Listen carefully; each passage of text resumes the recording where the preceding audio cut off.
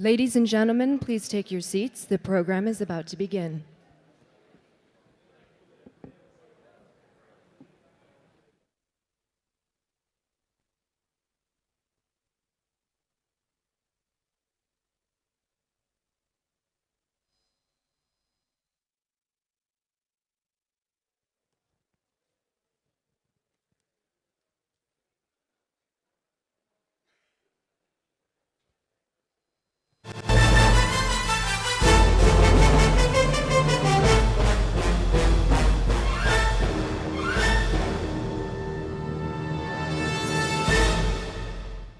Good morning, and welcome to the last day of the Atlantic Dialogues 2013.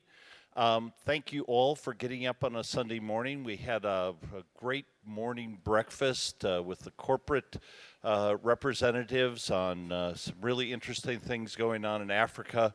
We've had a number of other meetings that have already gotten underway today. I want to thank everybody for the great contributions to AD Connect. We've now had about 1,800 business card exchanges, about 1,800 things saved to the briefcase, lots of email messages, about 2,100, lots of other good stuff. On Twitter, this is a fantastic group. It's very hard to get to show up on the statistics in Washington, D.C. for Twitter. And we actually did that on Friday, so this is a very active group tweeting. So we're now going to move to red lines and their consequences, and it's going to be hosted by one of our longtime moderators, Nick Gowing of the BBC. But first, we're going to have a short introduction. Thank you.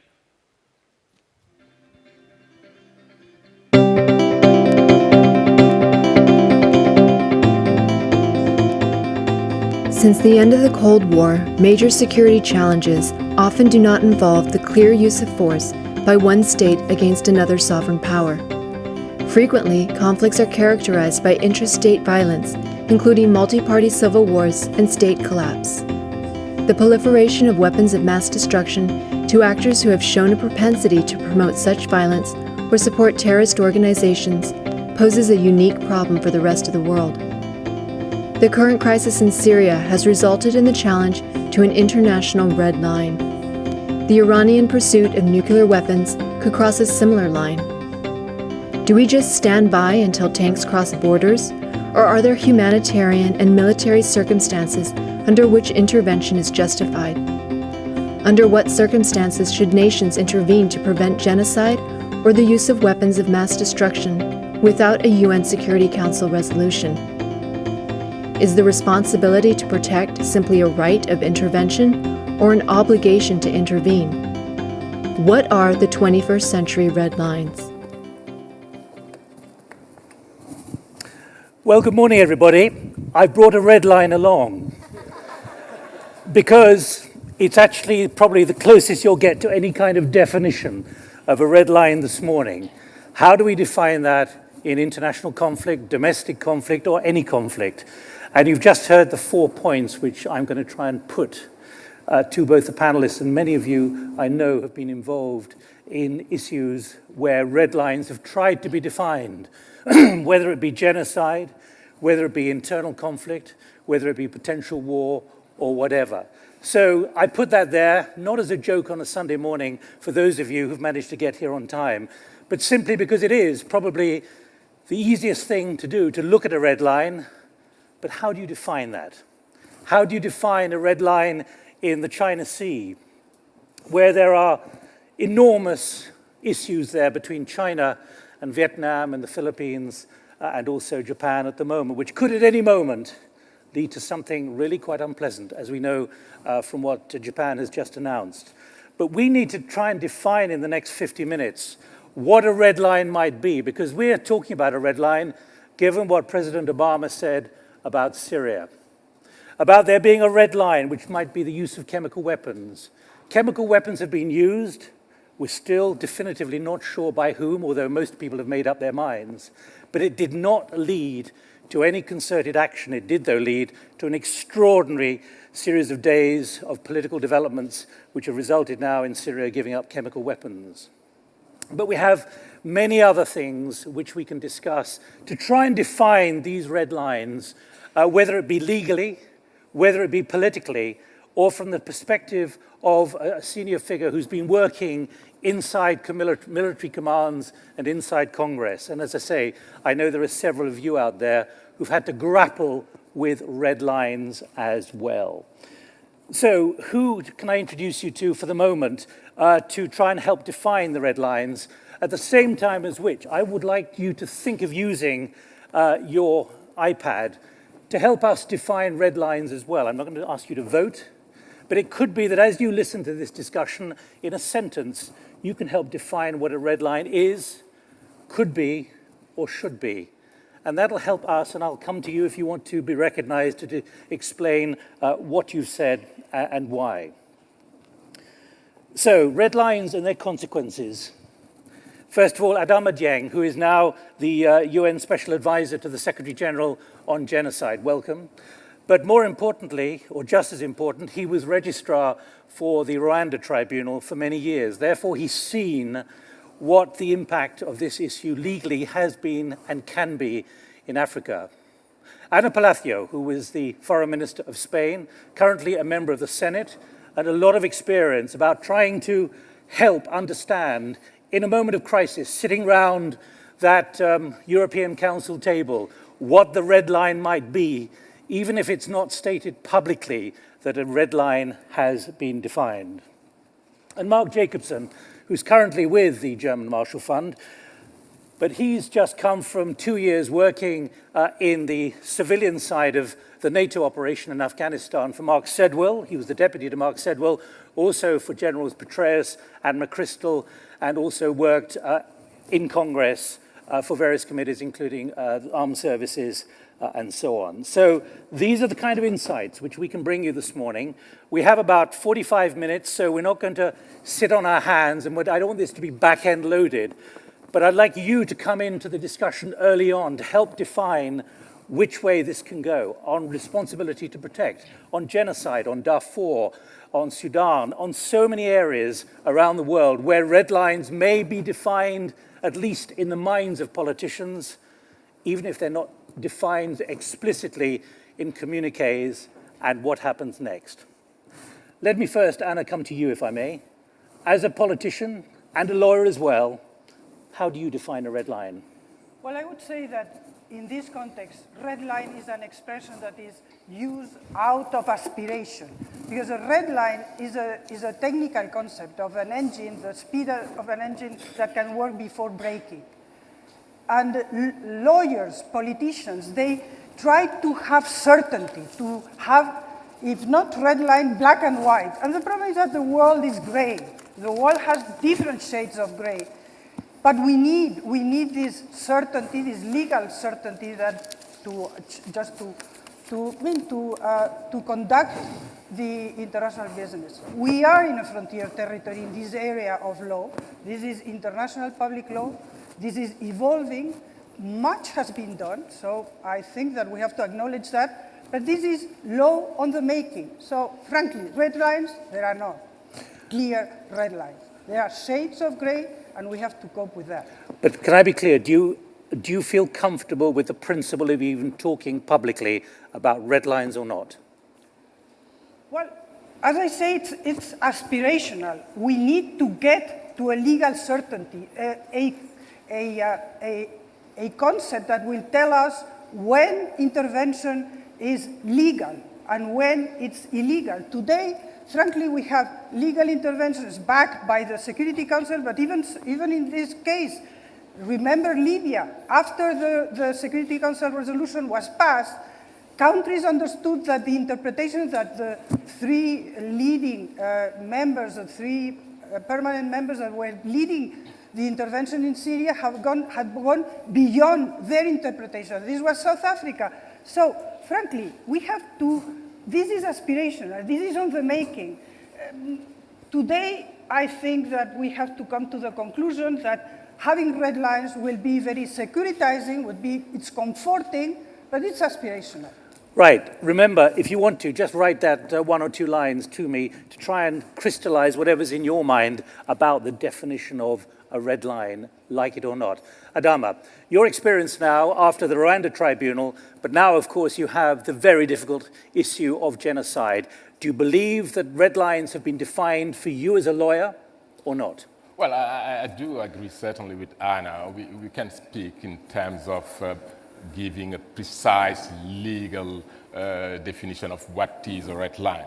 However, I may say that in face of the failure of the international community to protecting the people of Rwanda, I mean, the genocide in Rwanda, we all witnessed it. It was in live, if I may say. And then we had Srebrenica.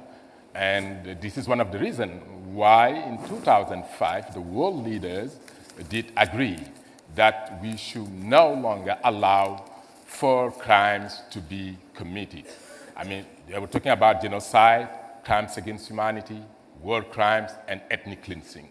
And this notion of the R2P, which Anna referred in the context of Libya, the resolution 1973, when it was adopted unanimously. However, where people had some disagreement was, well, the NATO forces could have done this operation without making further harm. And that's where I tend to disagree. I think it was extremely desirable, and thanks to the Security Council at that time, to pass that resolution would save thousands of lives. And I do believe that if NATO did not intervene, the situation could have been worse. That's history. When you heard President Obama talk about red lines, what did you feel, both as a special advisor to the UN Secretary General, with your background in Rwanda, and looking at the practical implications of what he said?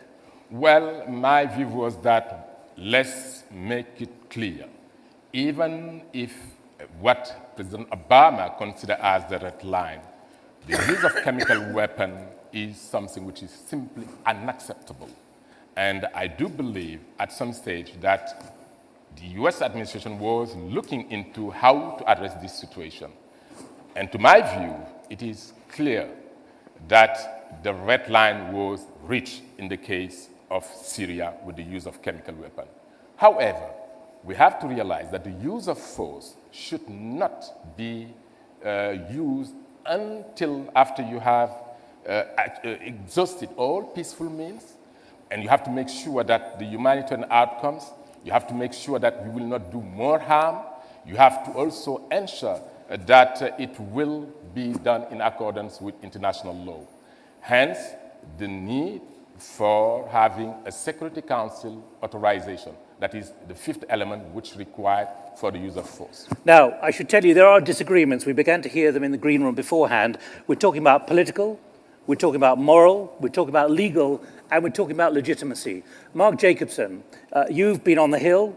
You've also been sitting in the civilian office with Mark Sedwell in Afghanistan until 2 years ago, anguishing over what the terms of reference are, the rules of engagement are, and also what red lines might be, presumably more on a tactical basis than a strategic basis. What's your judgment of red lines as a concept? My challenge with this is that a red line cannot simply be there because there is legal guidance saying we can't act until certain conditions are met. The reason we draw red lines is because we have issues morally, ethically, with genocide, with the use of chemical weapons, when we see mass graves, when we see actions taken that simply cannot be allowed to stand. And I understand why we want to have a set of norms before which nations cannot use military force. And I agree with Adama. It must be the last resort. But at the same time, to Anna's point about shades, 50 shades of red, if you will, the reason you have this is that it's so difficult to make a distinction between using military force to react to a breach and solving the actual problem, which, as we've seen in Afghanistan, as we contemplated in Syria, could be a very long-term and messy investment with second-order effects that could perhaps be worse than the current situation. You outside said you wanted to talk about 50 Shades of Red. Why did you say that? With allusions to a certain book. Actually, it was less the allusions to the certain book than the challenge politically of reacting to a breach.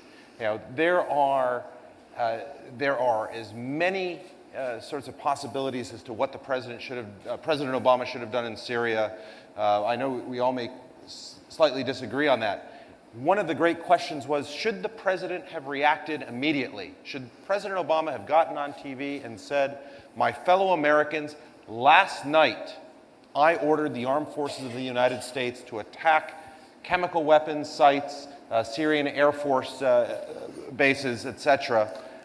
The problem is that because these are moral, ethical, and yes, legal issues, you have to have some coalescence of an agreement amongst allies. You must have some basis for public support in order to take action. So it's much easier to say, in my view, here is the red line. We cannot stand for something that crosses that line, than it is to decide explicitly what type of action to take once that line is crossed.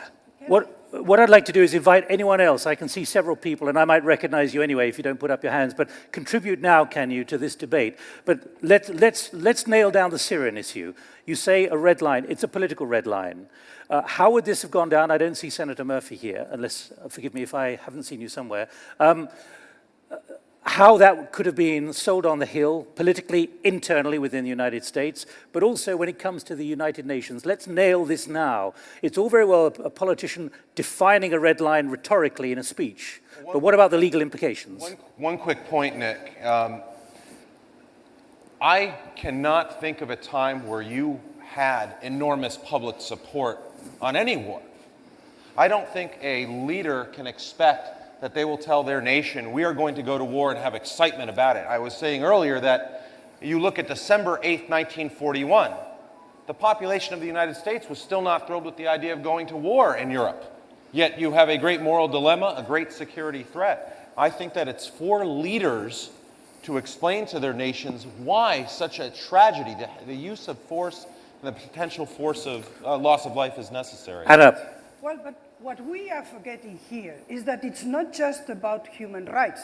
There is another basic principle for the organization of the international life far from Leviathan, is that the sovereignty of states. This is the core principle of the UN architecture, and this is a public good as well. But Anna, can I just nail you on the Syria issue with what President Obama said, which then became a major issue in the United Kingdom as well? What's your view as to whether a politician defining it publicly as a political statement is enough to justify a red line being crossed, even though there was technically doubt, could have been doubt, as to who committed the chemical weapons atrocities? Honestly, I don't have to prove my Atlanticist credentials, but I think that President Obama just made this speech without thinking that he would be, that he would be taken by these words. And honestly, I don't think that this is the good example. In this case, President Obama what we have seen afterwards is that he really wanted to, had he been able to, he would have recovered. But isn't it a good example? He said publicly, red lines, and then when it came to it, there were political and other difficulties. But you know, the problem is that this is part of the international law architecture. And in this international law architecture, the United States just plays this exceptionalism card all the time, not just in this issue. And the United States in the past has been dictating the rules. I'm not speaking about law, dictating the rules. It's not the case any longer. But the United States still just goes, negotiates international treaties, and then doesn't sign. Or if they sign, the United States does not ratify. And there is not a compartment, there is not a silo on this area of the red line of intervention, responsibility to protect, or humanitarian intervention, and we can discuss I'm picking that up because of what Adama said a few minutes ago, when you said the red line was clearly crossed when chemical weapons were used. But did you have a scintilla of doubt that crossing that red line, apparently by the use of chemical weapons, should result in a kind of hold on the commitment to take action? Well, definitely, and in that regard, I do remember when Prime Minister Cameron wanted to move, but the House of Commons, he did not secure the majority vote. They were unconvinced by the evidence, that's why. And in this regard, we have to bear in mind, and I also oppose it even at some stage when the US administration was about to give arms to the rebels. And I made it very clear, we have to be extremely careful. We don't know where these arms will end. They may end in the hands of jihadists who will use those arms to commit atrocity crimes. And tomorrow, like in the case of Charles Taylor, one may say you were abating and aiding these people in committing those serious crimes. And I think the situation also has to be looked not only within Syria, but globally, the whole region. And in that regard, I was extremely worried with the rhetoric of religious leaders, political religious leaders in the Arab world, where they were, in fact, fueling detention. And we noticed that there risks definitely that one day you may have a group of Alawites being targeted simply because they were Alawite, a group of Christian minorities, and that's why I say we have to be extremely careful. And the same message I delivered recently regarding Central African Republic, which is a country, General Cisse sitting here, have been the Secretary General representative in that country. There was no religious tension. And here today, we are seeing Muslim targeting Christian, and counter-reaction, Christian targeting Muslim. But I need to press you because you volunteered a few minutes ago that a red line was crossed, and which had been clearly defined by the president. But how would you as a jurist, someone who's involved in the legal implications of conflict, and now the special representative for genocide, have felt if there had been a very rapid military response? Because we may face this soon on Iran as well. Well, an action, as I said, we have first of all to exhaust all peaceful means. And you cannot use the force. I may be a conservative lawyer, but you have to ensure that you have the authority, and the authority is granted by the Security Council. Nevertheless, we did argue for, let's say, the veto at the Security Council to be not used when atrocity crimes are committed, and there are evidence that atrocity crimes are being committed. Unfortunately, we did not succeed. We did witness the veto being used by Russia, and then the General Assembly itself made a clear, very strong statement condemning the failure of the Security Council to fulfill its responsibilities. All right, do you want to come in, particularly on the political implications and how the civil office inside a military operation in a place like Afghanistan would feel if red lines which had been defined were crossed, and then there was a very firm political order, take action? Well, I think it's essential that you have clear guidance, clear goals about what to do once a red line is crossed. I have no problem with the challenges before a military action is taken with political wavering. I mean, that's natural. It is a very difficult decision to commit young men and women to combat. My bigger concern, though, is can we stand by simply because Russia and China continue to veto UN Security Council resolutions when these things are taking place? I mean, President Obama was clear. I think the administration's been clear. This could even be representative of a broken system and have very damaging implications for the United Nations. And we need to find a different way or decide to take action as was done in Kosovo. And I think this requires support from European allies as well. But I don't think you can let a system stand where Russia and China get the final decision and their choice is we will do nothing to prevent genocide. Because there is a matter of legitimacy. You cannot have, if the Security Council says yes, this is legal. If it doesn't say yes, it's illegal. Absolutely no, because we are in frontier territory. This would be the case when you have a closed legal order. But in this law, international law of the making, you do not. So you cannot say that outside the Security Council it's illegal. Adama. But Anna, I should say, I mean, Mark did make a reference by analogy with Kosovo. But what you have to bear in mind is that in the case of Kosovo, at least the Security Council was involved. You may remember that there were a resolution adopted at the Security Council. There were demands on Milosevic to do X and Y. But in the case of Syria, none. From day one, my office issued a statement in March 2011 saying that crimes against humanity were being committed by the regime of Assad. And we keep doing. But at the end of the day, what can you do? We are talking about the law. I mean, this is the UN Charter. All right. Let me go to others in the audience here, but let me be clear from all three of you. Given what has happened, the red line was crossed, chemical weapons were used, we're still waiting for the final reports and so on, but it's pretty clear most people, especially the US government, have made up their minds.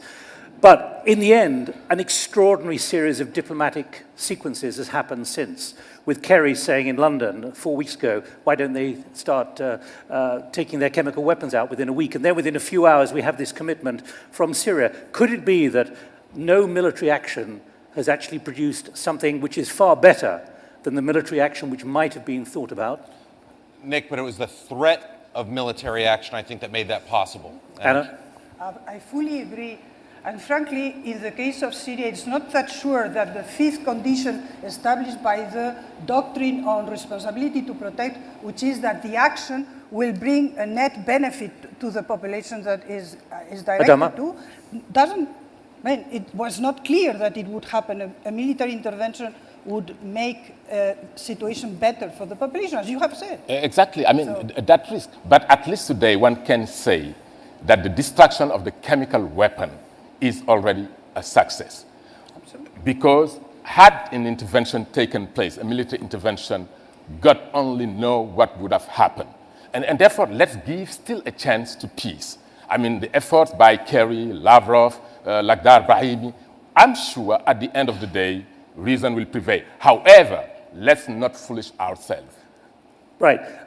Let's go to Esther Bremer, until recently, until June, in the State Department as Assistant Secretary for International Institutions. Let me tell you the kind of things that are on your mind. A couple of questions here. How will the red line controversy on Syria affect future red lines? I think that's pretty explicit in what we've been discussing so far. And it should not be difficult to define red lines if there is political will. In international law, there are clear norms of what should be avoided. Why can't they be a basis for establishing red lines? Bear that in mind. Esther Bremer. Good morning. Thank you very much, and thank you to the panel for this fascinating discussion. I know we have a lot of things we want to cover. Do you agree with it? Actually, I do agree with parts of it. I would highlight three different areas. The first is the strategic one, that indeed there is a norm against the use of chemical weapons, and I do think there's a role both for international action, which could include the use of military force to defend a norm that we've had as part of the international community since the 1925 Geneva Protocol, and that the question is then what is the appropriate response. And interestingly enough, indeed, if you had said 6 months, a year ago, that you would have Syria finally admit that they have chemical weapons and destroy them, that would have been declared a success. But because we have a very, very, very transparent system, we all saw the sausage making to getting there. But indeed, having Syria, one of the few countries that had not signed the Chemical Weapons Convention, now part of that system, and now directly, as we see, destroying the chemical weapons is an important step. The second is humanitarian. We can't leave out of this the enormous loss of life and the huge demand for humanitarian response. And there again, one of the questions has been, to what extent do you violate sovereignty, borders, in order to provide humanitarian assistance? I'd say that's also an important principle, that humanitarian assistance should trump all, and that if you have to make those steps to provide humanitarian assistance to the millions and millions of people who are victims of the Syrian crisis, that you're willing to do that despite sovereignty. And finally, I would say it's the political situation, that ultimately this needs to be a political response. And if this entire episode restarts the political response, then we're ultimately helping the Syrians resolve this crisis. Esther, before you sit down, now you have the advantage of no longer being in the State Department, being at the George Washington School as a professor of international relations at Elliott. Let me just ask you, how much comfort or not was there in the State Department about the president talking about a red line in Syria? I think the State Department actually has been very comfortable with the idea that there are certain norms and principles. And indeed, is that a red line in definition? Well, I think it's one of the areas, the red line effect should be one of the areas that triggers greater action, greater commitment, greater action by political leaders. In other words, it becomes issues for ministers, heads of state to take on board. So yes, I think the State Department has always been comfortable with defending principles. And let me ask you another question. I interviewed you once on the BBC when you were at the Human Rights Council in Geneva. And you have seen a big mood. You've been involved in international institutions, picking up on some of the areas we've been talking about here. Do you see red lines as helpful when it comes to not just Syria, but okay, Sri Lanka is something of the past, tragically, but there are other areas as well. Do you think red lines being defined in somewhere like the Human Rights Council would have been helpful? I think they're extremely helpful to have certain lines that are principles. And I would say even at the Human Rights Council, that the Human Rights Council was the first of the international organizations to respond to the Syria crisis. As many of you know, there were special sessions on Syria. The Commission of Inquiry, which was one of the first globally sponsored bodies to interview people coming out of Syria about what was going on, was created in 2011. That was a UN body. And finally, to say that you need to have international institutions already in place. You could not have created OPCW out of whole cloth when you needed it. You need to have well-functioning international organizations there when you need them. So indeed, having those principles are part of defending our norms in the international system. All right, Senator Murphy, have you arrived in the room, do I hear? Yes, Senator, have you picked up on some of the discussion? Because I was saying I wanted to get a sense of the politics on the Hill, of the definition of red lines, and how someone like you was or was not comfortable on the issue of red lines. The microphone is heading in your direction. And we have differences here on the panel, and I think probably a lot of differences in the room. Well, I think the importance here is that a red line suggests that there is a norm and then an automatic reaction to that norm. And the reality is that in a democratic system, as transparent as it may be, there is a debate that follows about what the proper response is. And I think for many of us that were skeptical about U.S. military action in Syria, and I was one of the leading Democrats that was skeptical of the president's plan, it was not necessarily because we believed that there wasn't an international norm that had been crossed. It was to the panelists' point as to whether our actions were actually going to make the situation on the ground better or worse for the Syrians, or actually add to the instability both in the short run and the long run. And so I think that's the difficulty of this conversation about red lines, is that that phrase suggests that then there is effectively a commitment to act once you have decided that the norm has been crossed. And in this very complicated world, having now learned some pretty important lessons from U.S. military intervention in both Iraq and Afghanistan, we're having, I think, a very useful conversation in the Congress as to whether U.S. military action, although it may feel good to respond in the wake of a major violation of international norms, whether that actually will make the situation better or worse on the ground. I think that was, frankly, the conversation that we were having, and an uncomfortable one. So, Senator, would you be advising in your committees that actually the use of red lines as part of political discourse is probably unhelpful? Anywhere? Listen, I think that particular word is difficult because, again, I think that word suggests that there's an automatic reaction. And I think, as was being used, I think it's important to talk about international standards and then allow for democracies to have a conversation about what the proper response is, because that will be contextual. Red lines suggest that there will be an automatic response separate and aside from the context of the situation. And I think what we have learned through our recent interventions in the last decade is that you have to consider the context before deciding upon the response. Senator, thank you very much. Who else would like to intervene here? Because time is short, and I don't want to in any way preclude shutting down the discussion before everyone's had a chance to talk. Pick up some of those points, can you? Anna. Well, I think once more we need to put this in the context of international law on the making. And there have been huge progresses, not since Hugo Grotius just coined this idea of humanitarian intervention. This is 17th century. But even from the early 70s, when India went into Pakistan, for Bangladesh issue, this was 71, I think. I mean, this has evolved. There are two concepts that have been emerging, the idea of the international community and the idea of responsibility. So we have gone from the right of humanitarian intervention predicated of states to the responsibility to protect predicated for the international community. And it works. Now this is in the United Nations. Now it's this concept of responsibility to protect is accepted, and it's acting as deterrent. It's acting just to help prevent. And by the way, responsibility to protect is not just about intervention. It's first and foremost about prevention. So frankly, we are there. We have to go and still go building and go just fighting and pushing the frontier. And once more, I think the United States has a big responsibility. And I think that the United States has to understand that international law is a whole, and that you cannot just not sign the convention against the illicit trade of tobacco, not sign it, and not sign the Rome Treaty, and not sign, or not incorporate into internal law, and then just at a certain moment predicate. No, I'm really glad that you made it clear that R2P doesn't mean necessary military intervention. Military intervention is the ultimate result. But it is, first of all, about responsibilities. It is not the right for interveners.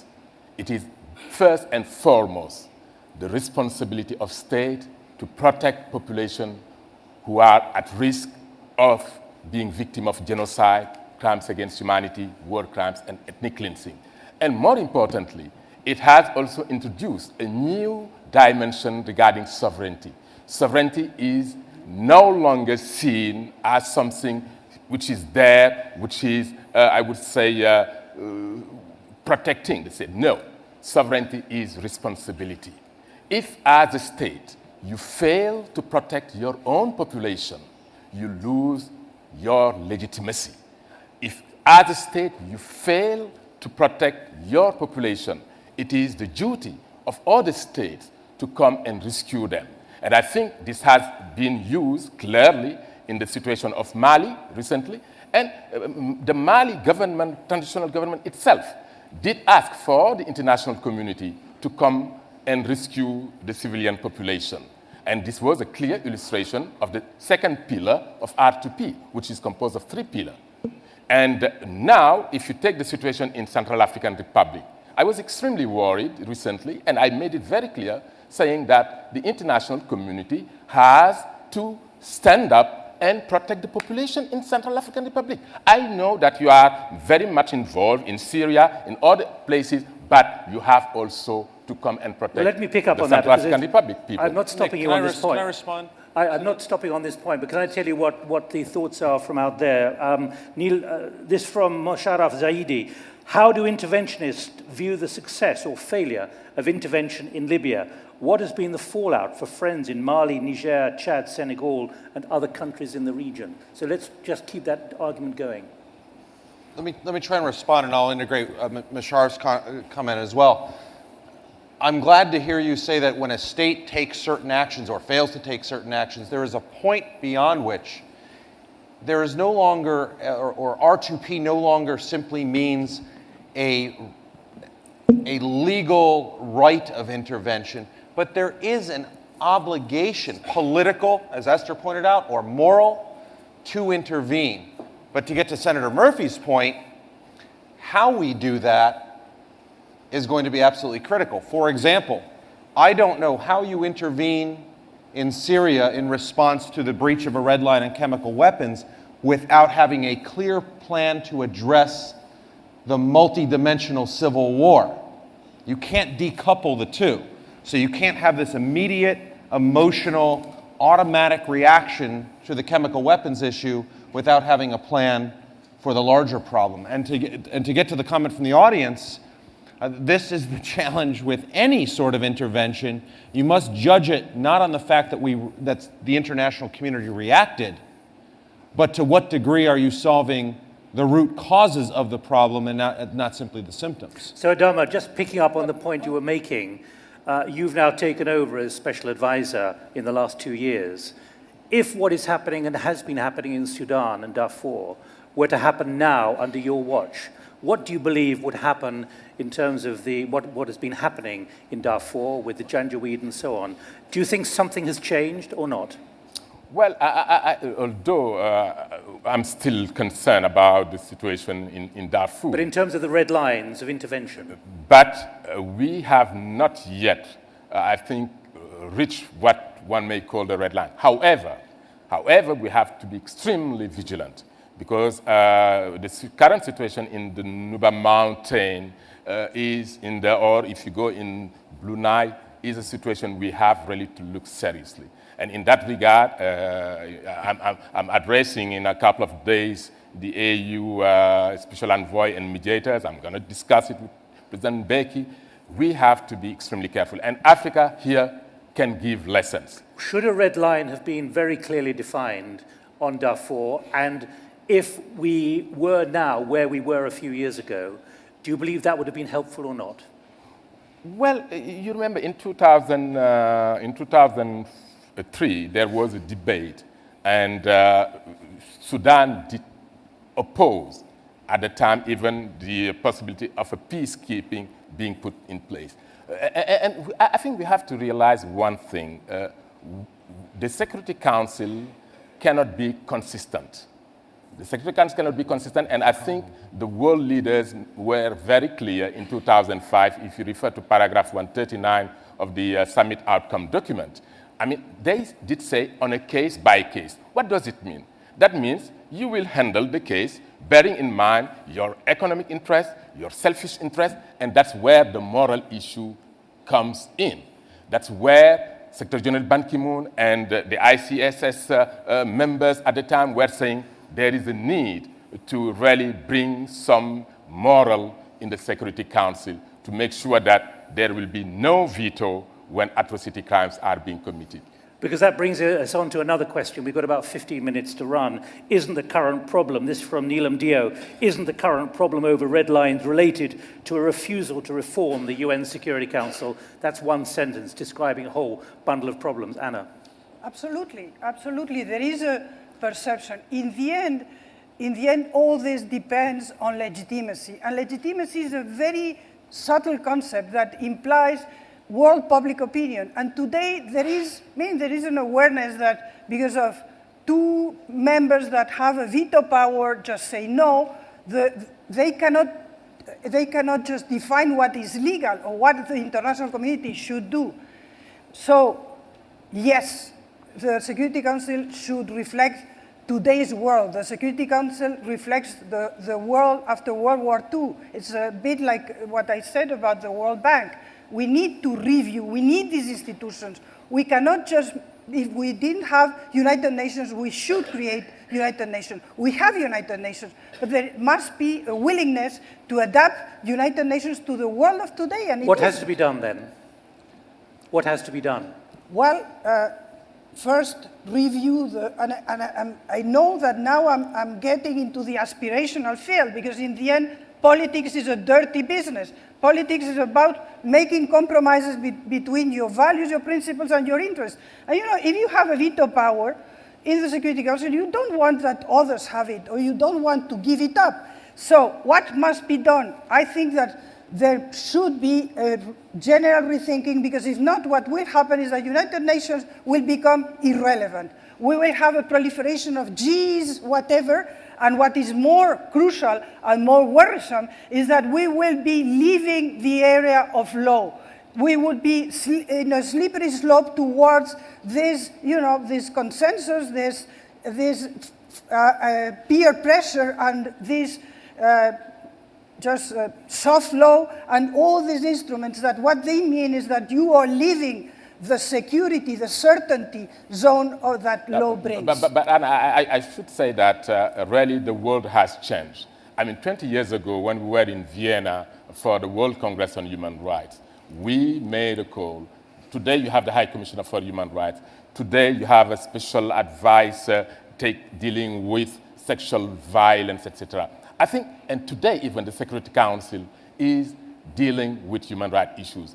There was a time they would not dare to discuss those issues. But today, they would consider massive human rights violation as a kind of a red line. You see, so I think things are moving in that direction. But we need, of course, to have more. And that's where I was saying it is time, certainly, to go back to the roots. We, people of the United Nations, I think it's time that we make sure that the people have a voice in that institution and not only member states. Let me tell you what Elliot Abrahams has just noted here. Assad's use of chemical weapons has gone unpunished and has gutted the international norm. Let's be honest about that. Speeches and UN resolutions don't enforce norms against people using force. And there's another interesting question from Jesper Peterson. Which of those red lines was more important in Syria? 100,000 people dead, or is it 120, 130,000 now? Or the use of chemical weapons, and why? In other words, what is the definition of a red line, quite apart from the UN Security Council problem? Well, I mean, it is very unfortunate because at the end of the day, people are comparing the use of chemical weapon, the attention it did attract, more or less saying, well, it doesn't matter if you use the conventional weapon, you can do it, that we can accept, but not. So that's where I think neither are acceptable. I mean, 1949, the Geneva Convention were adopted. We felt at that time that even when you are doing the war, there are rules which have to be observed. And in that regard, I may say, when it comes to the conventional weapon, not only the Assad regime, but also the rebel forces committed war crimes and crimes against humanity. Anna and Mark, that definition, is it 100,000 dead, which is a red line, or the use of chemical weapons? The value judgment, the legitimacy. I mean, as the American administration has argued, the chemical weapons, first, there is this concept of atrocity, of mass atrocity. And yes, there is a difference between conventional ways to killing people and chemical weapons, because chemical weapons per se is indiscriminate. Conventional arms, you can discriminate a bit more. I mean, I know that we are just trying to find differences, but there is another big difference is that there is this convention against chemical weapons and this idea of atrocity. So frankly, I think that it's terrible for someone that has lost a loved one. You know, it's just irrelevant if he or she was killed by a conventional short arm or if he or she was killed by chemical weapons. But we need to build this international law system, and we have to make differences. Same way that there is a different approach to killing just terrorism and just a passionate killing of someone that kills the wife. There are differences in our systems. So, as I say, I think that what is important here is to pursue the effort. We have gone very far. Frankly, the fact that today responsibility to protect is discussed as a normal concept, the fact that today member states just understand that sovereignty is not any longer an absolute term, that there are circumstances where sovereignty cedes when confronted to other principles, that's a big advancement. Mark, let me put the same question to you, and Marcus de Freitas has added to that. Shouldn't the definition of a red line be based on the number of lives sacrificed, or at least used as a trigger? Can one politically or legally negotiate based on the number of lives sacrificed? No. I don't like the answer I'm about to give, and that answer directly to Jesper's question is the chemical weapons issue is the more important red line, because the broader implications of it for the region and internationally are what worry me. But that also means I don't sleep well at night thinking about the fact that I can live with largely a political call that the 100 to 150,000 Syrians who've been killed are less important for the United States to take military action on than the chemical weapons issue itself. But that's the nature of the dark side of the world in which we live in. Of course, terror groups define red lines as well, which those they're negotiating with should never cross. And that piece concerns me. There's no absolutes that the situation in Syria will lead to terrorist acquisition of some of the Syrian chemical weapons. But I think that's a much more difficult risk for the United States to stand by and allow. Yeah, I have a lot of sympathy for Mark's sleepless nights and the general sort of anguish of R2P sort of evangelists. But I think, it also begs, when we talk about the need for an international law and to sustain and retain this international architecture. A lot of people in smaller countries that don't get to sit here would ask where this anguish was and where this concern for the architecture was during Iraq, when, you know, far more people than were killed in Syria were killed in Iraq. Now, I'm not making, before that reaction comes, I'm not making a moral equivalence between what's happening in Syria and what's happening in Iraq, but if responsibility to protect is the principle, then where was the responsibility to protect the Iraqi people from a decision that was well outside the international architecture? David Kilcullen. Yeah, I mean, I think this has been a really fruitful discussion from the standpoint of international law and geopolitics. Do you come with a military mind? I do. I'd like to inject now... a perspective from a military strategic standpoint. I think that a very minimalist definition of a red line is simply determining the acceptable limits of an adversary's behavior. Do you have clarity in your mind? I do, but let me specify that there's a very fundamental difference between establishing what you believe internally are the limits to an opponent's behavior and then communicating that privately to that opponent and then publicly stating that and then publicly stating it and attaching unavoidable consequences to it. So the first example of just privately determining what the acceptable limits are is fundamental to military planning. When the Syrians struck when the Israelis struck the Syrian nuclear reactor in 2008, they had established a red line. The Syrians had crossed it. They didn't go through any public, chest thumping. They just struck the reactor. That's the first example. Second type would be like the Cuban Missile Crisis. You establish a limit to your opponent's acceptable behavior. You communicate that privately. You don't necessarily do it through the media. Examples of the third and fourth kind, it's very hard to find positive ones. I would give you the obvious one of the Guns of August in 1914, where you have a stated red line. If this happens, that will follow and we will automatically mobilize. That leads to the First World War. The Second World War was triggered by the Anglo-French publicly stated red line guaranteeing the security of Poland and attaching mobilization consequences to that. So as a military strategist, while agreeing completely with all this discussion of human rights, I think it's deeply frightening to think of heads of state publicly stating in the media what the red line is. All you're doing is publicly exposing the limits of your own ability to enforce your point of view. And that's ultimately weakening, not strengthening. David, thank you very much indeed. We have 3 minutes to run. Is there anyone else burning to come in at the back? Can you keep it very brief? And I'm going to give you notice of one important question here. What are the tools that will be used in future to respond to red lines in the future? Are we likely to see an increasing number of limited military operations, drones, special operations, to respond to red lines being crossed? Think about your answer. Let me get one question here, please. I thank you very much. Just introduce yourself, please. Introduce yourself, please. Yeah, I am General Koulibaly from Mali.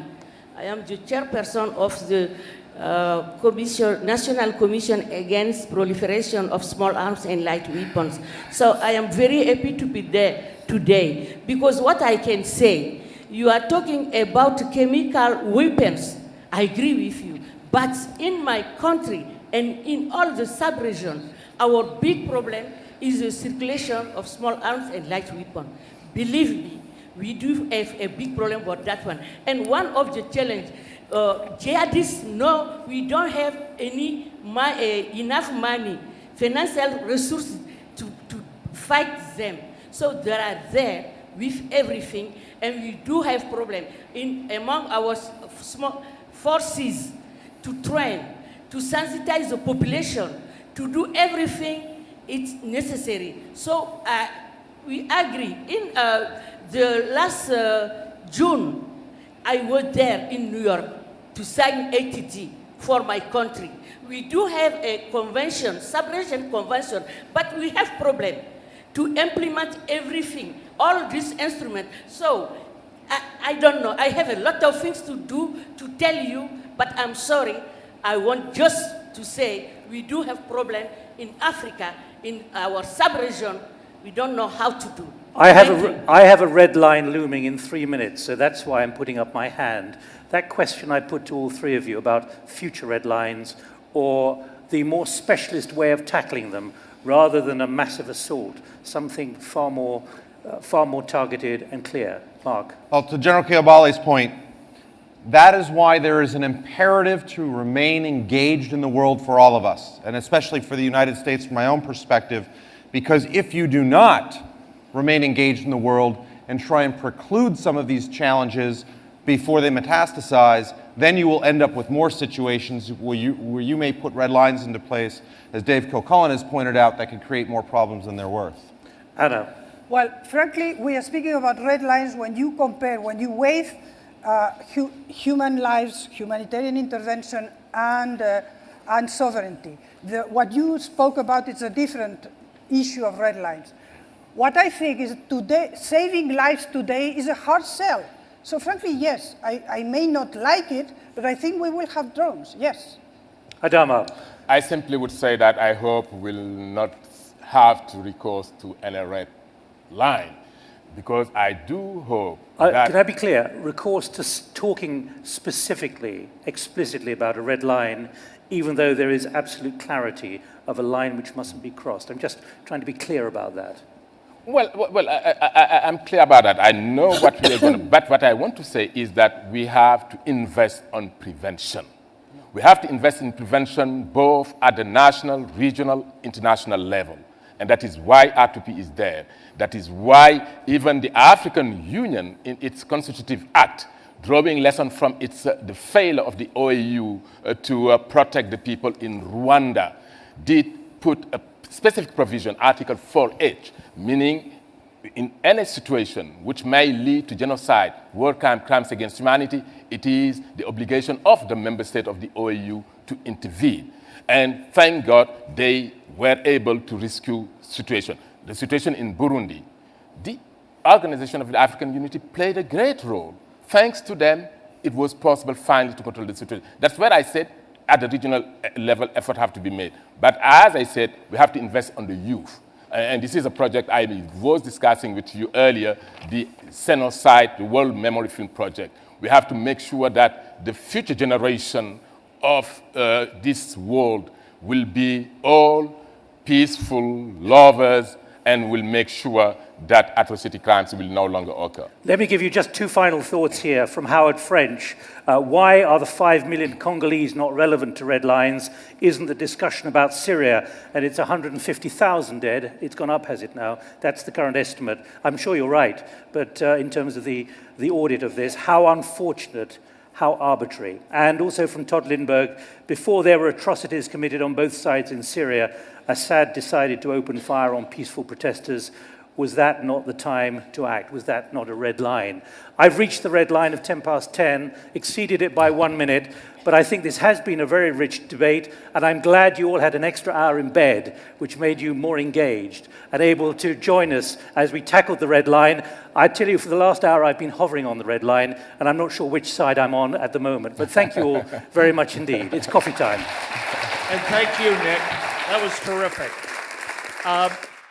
We're going to take a break now, be back at 10:30, and we're going to move on to health issues. Thank you.